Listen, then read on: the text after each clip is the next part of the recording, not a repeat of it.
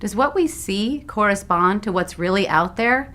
Or does our brain construct its own version of reality, one that does not always match up with the physical universe?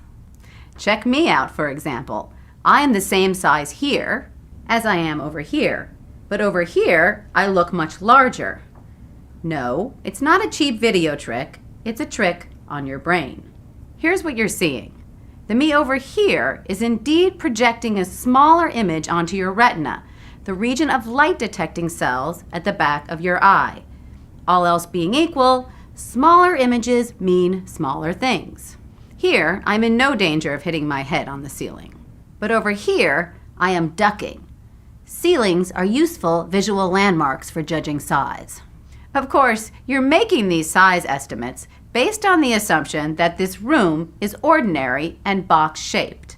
You assume the back wall is perpendicular to the line of sight, so the two versions of me are the same distance away. You're also assuming that the floor and ceiling are level and parallel. But as you probably guessed, this isn't the case, and the room isn't box-shaped at all. It's trapezoidal. The back left corner of the room is much farther away than the right.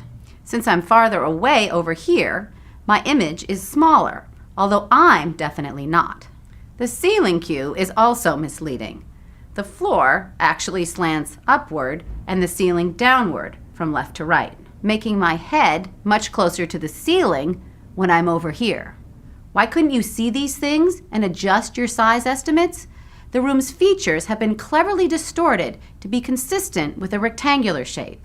The checkerboard pattern on the floor gets finer grained toward the right, so that the same number of pattern elements fit in a shorter distance.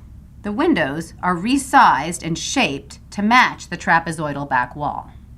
Your narrow angle of view from the front of the room blocks the cues that would reveal the room's true shape.